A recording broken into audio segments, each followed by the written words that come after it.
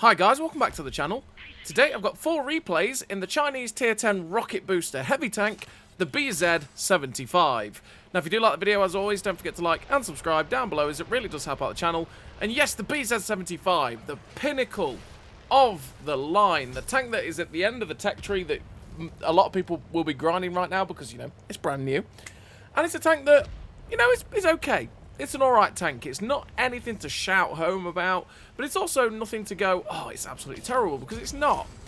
The mobility is slow at 30 kilometers an hour, especially with the 12.66 horsepower per ton ratio, 800 horsepower engine.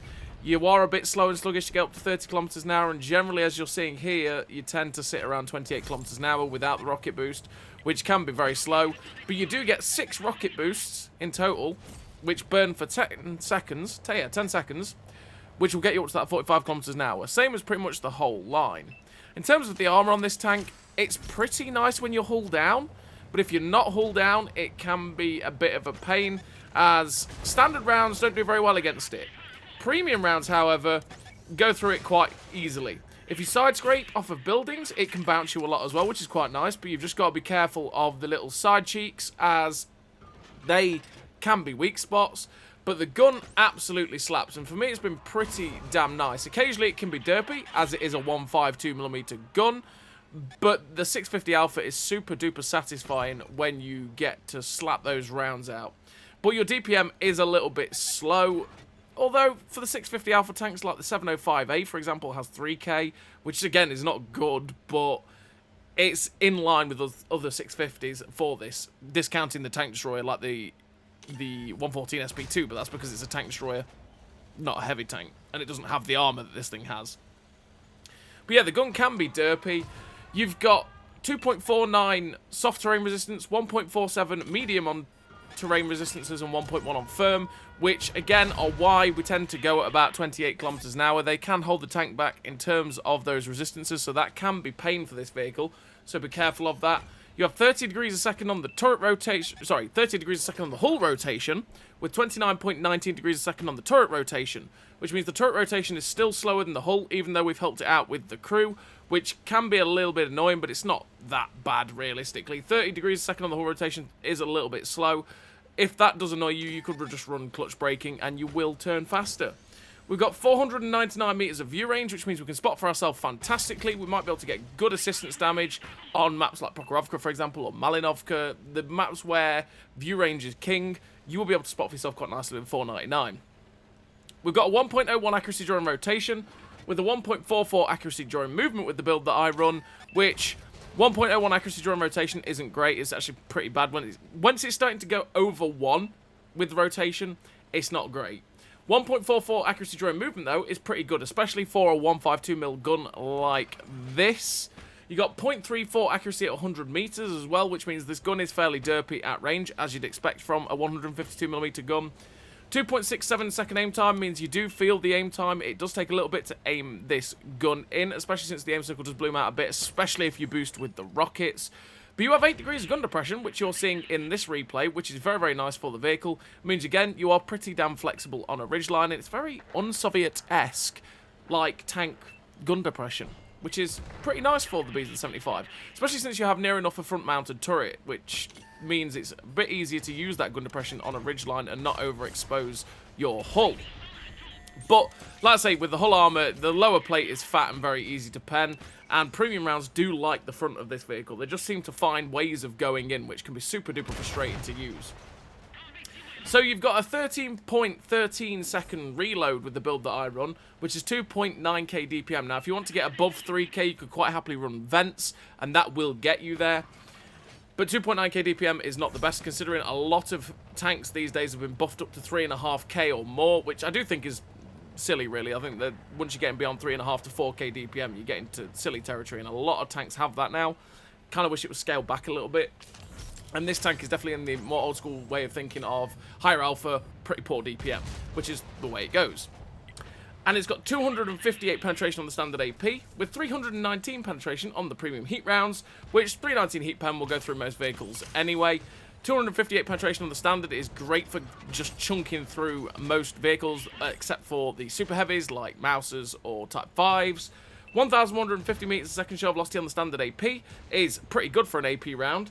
But 950 meters a second shell velocity on the heat round means you do have to give a good amount of lead on the heat round to be able to hit your shots at distance. And especially with the gun being fairly derpy on this vehicle, you want to help the gun out as much as possible by giving the right amount of lead and making sure that your shots are fully aimed when shooting at distance so that you can get these shots to hit.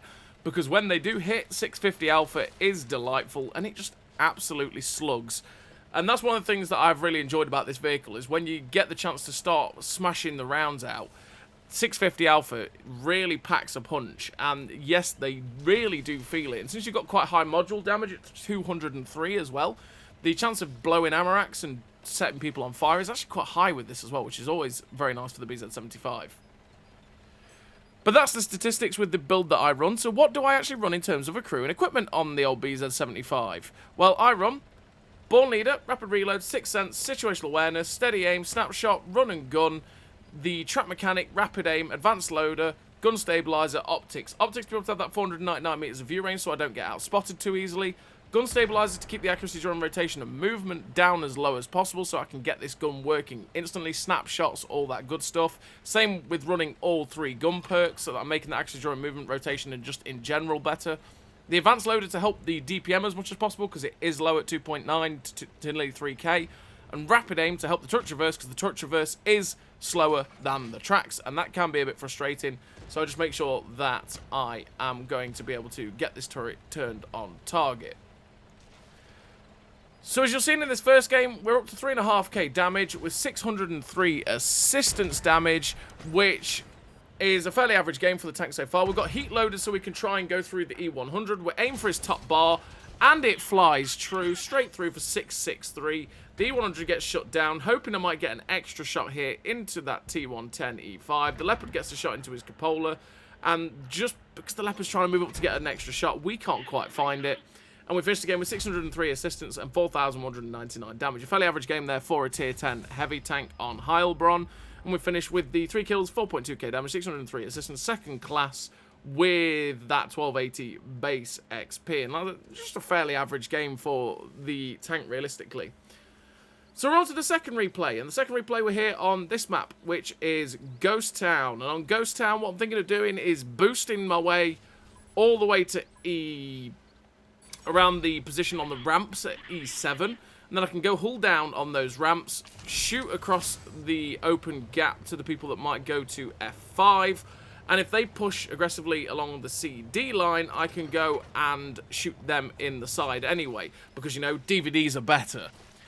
So, with the BZ-75, this is the nice thing for it, is having that ability to just boost with rockets. But having that 30 km/h top speed, it's just slow. This tank is very... If you don't have any rockets left, it's just like the rest of the line. You sit there going, I'm so slow. And I don't think this tank would hurt from having 35 km/h top speed with the ability to hit it. It wouldn't be mental. You just use rocket boost and you go an extra 10 kilometers an hour faster.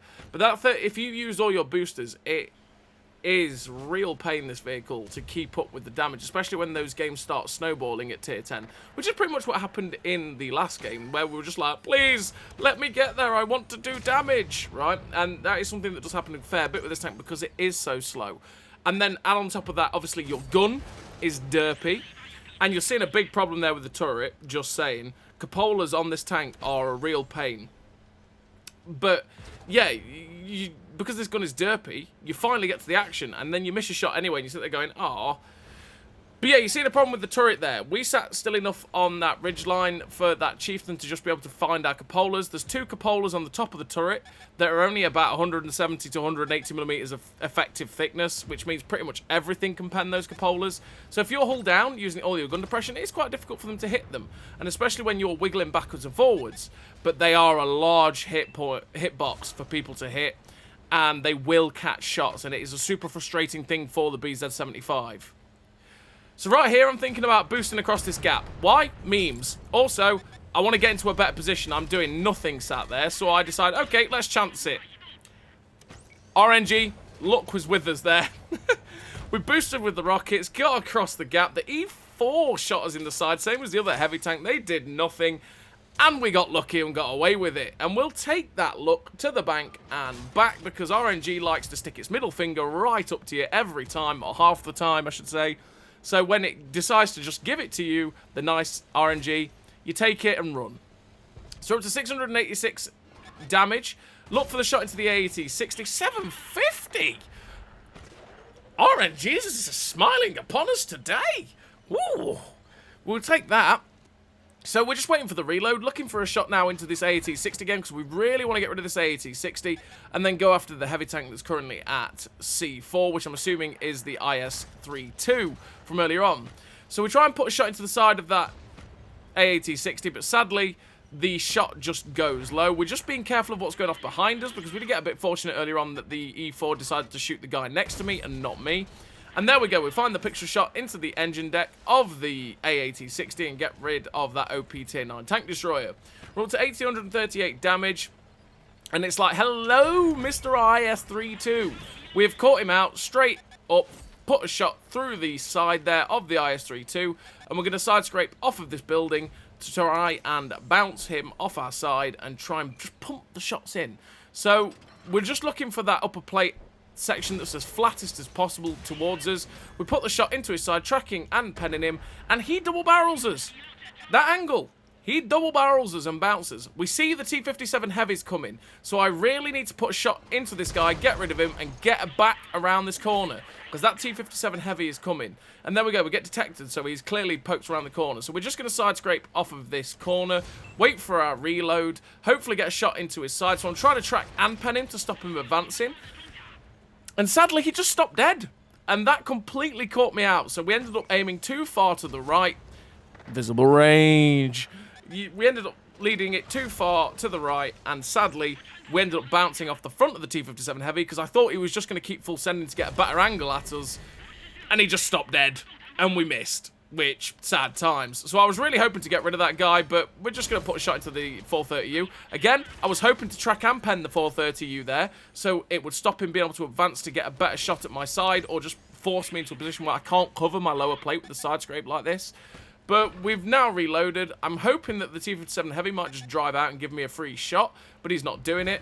We see the 430U, bad shot there. We should not have taken that shot. It was never going to happen. And that's given the invitation for the 430U to just drive out and try and find a shot through the side, which he does. We're going to get a return volley into his side, putting him down to a possible one shot for us. But the T-57 Heavy's come in. Hopefully we can ram him with the rocket boost. But sadly, he just fires a shot straight through the upper plate, because he can do that, firing down on it, and finishes it off.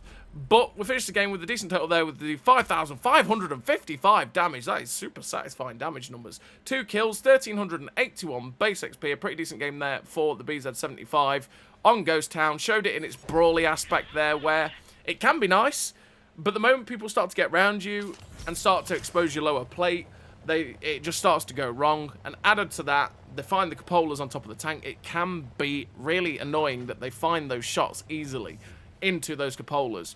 And this is the big frustration I think with the BZ-75, is the fact that it is quite slow.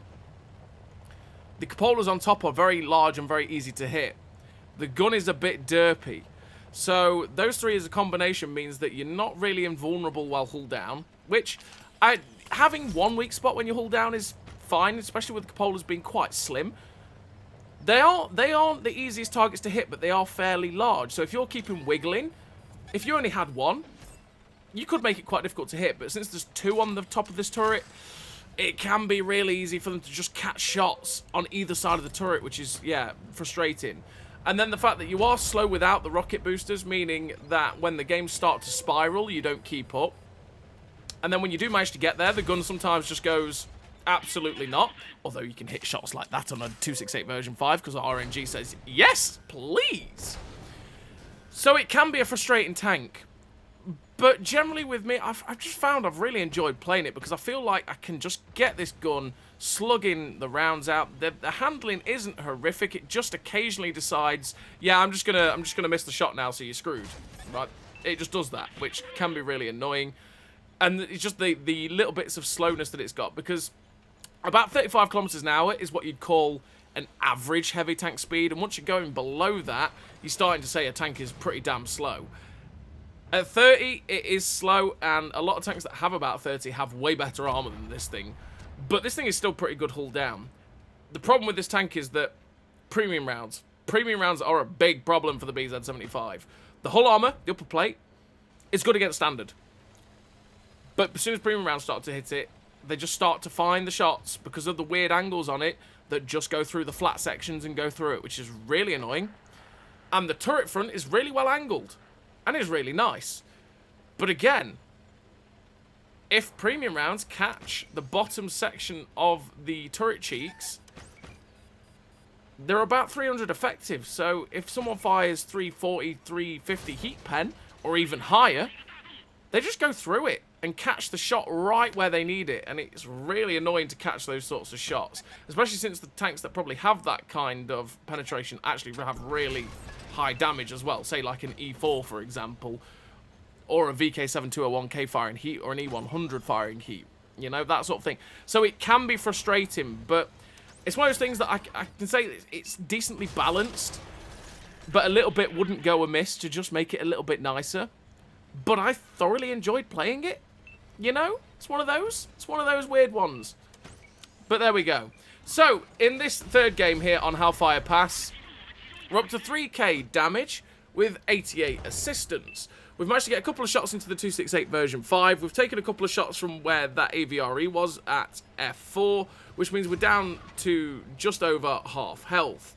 This heavy tank seems to be fairly alone in front of us, so what we're going to do is push after him. But we get spotted, and it's like, what is this? Oh, it's a Projecto 65. So we put a shot into the Projecto 65 for 671, and he gets away.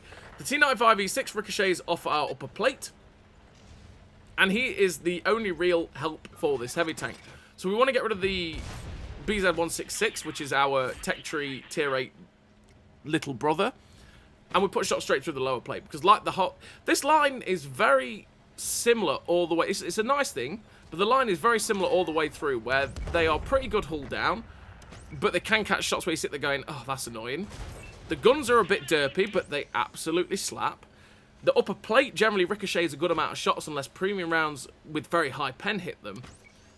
And your DPM generally isn't that good. It's a general trend throughout the line, but it means that once you've learned to play one, you've learned to play them all, which is quite nice to be able to keep going with them, and it gives you that sort of muscle memory for all of the tanks, because some lines switch it up where they go from being fairly heavily armoured down below to then being squishy support vehicles at the top, or vice versa. This line is fairly consistent with its identity the whole way, which is always something that is very nice. And the other thing I did forget to mention is that you have these rocket boosters.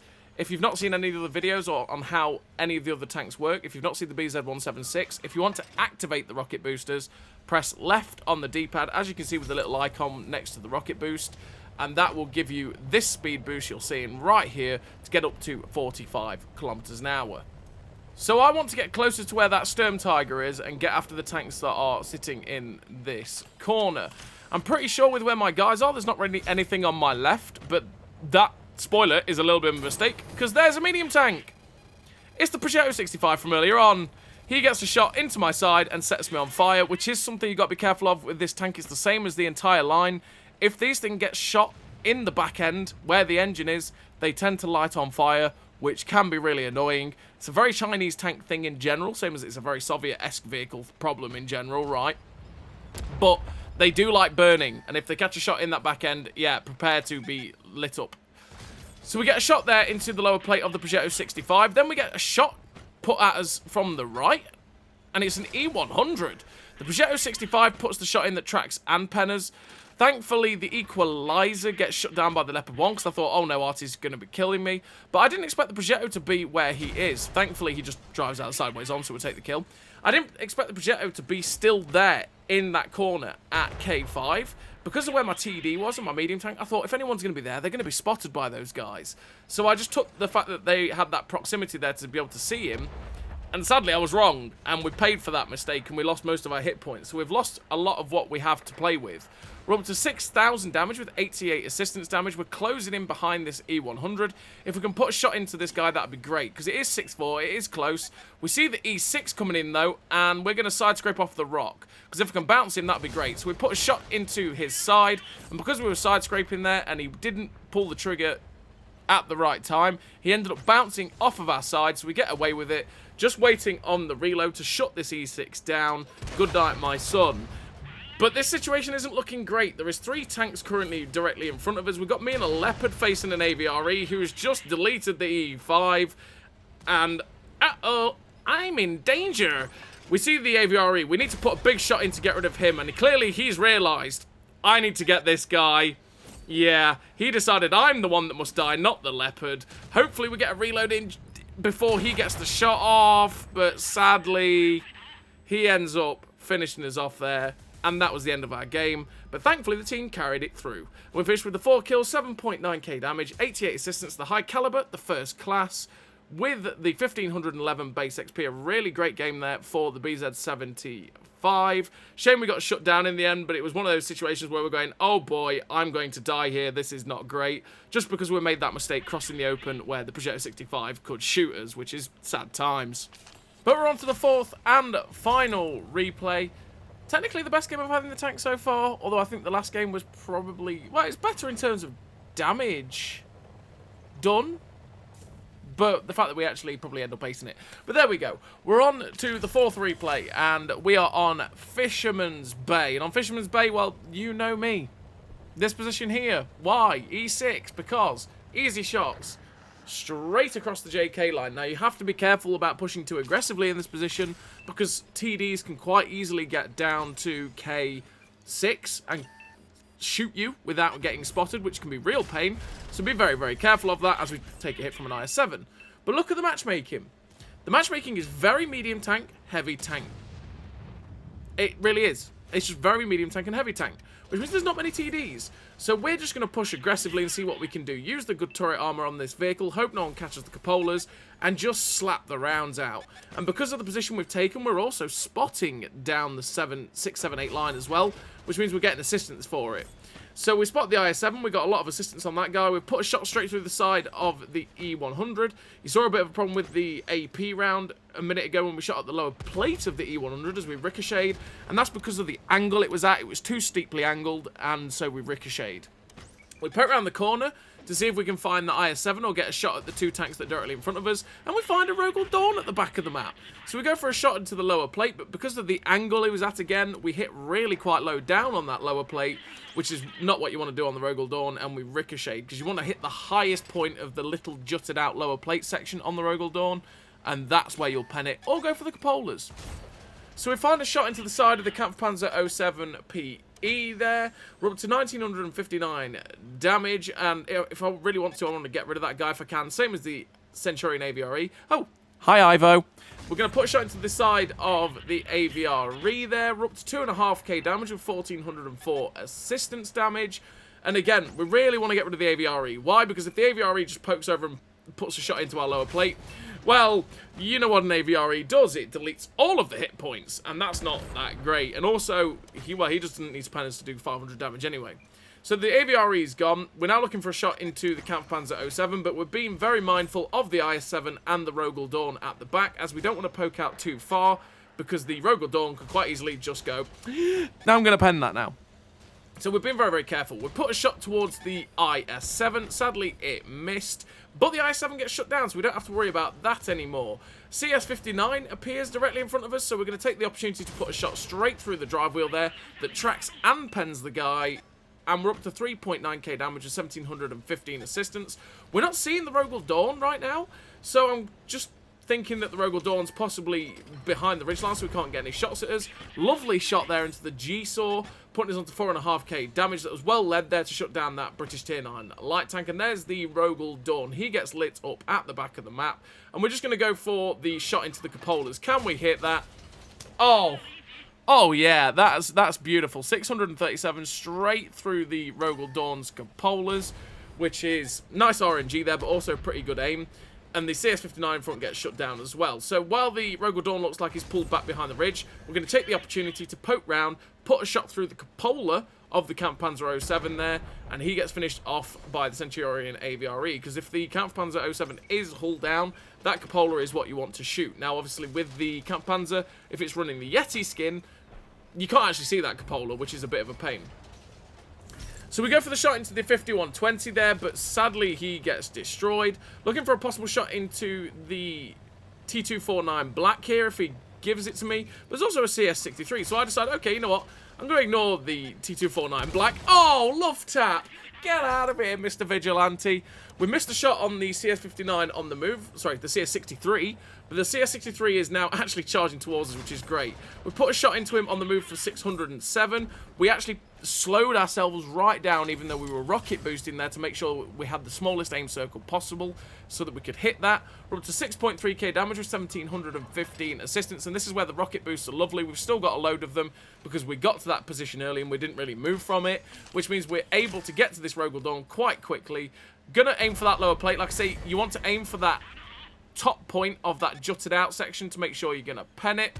The Rogal Dawn shuts down the Chaug here, so we're just gonna poke over. I know that this guy can't kill me in one shot. He's got the double barrel, wait for the reload, and put the shot straight through the cupola. We finished the game with a really nice total there for the BZ-75. We finished with 1715 assistance, the epic victory, 7,100 damage, 1715 assistance like I've just said. The ace tanker, the high caliber, for that 1614 base XP. Really nice game there for the BZ-75, ace in it. Like I say, it's a tank that's just pretty decently balanced. There's just one or two things that, if they were to change, it would be a little bit nicer. Like just 5 kilometers extra top speed, just to have that more average heavy tank speed so it can hit it. That would be nice for it. But other than that, it is a pretty decent tank. It's not absolutely exceptional, but it's also not terrible. So as always, everybody, thank you very much for watching, and I'll see you next time.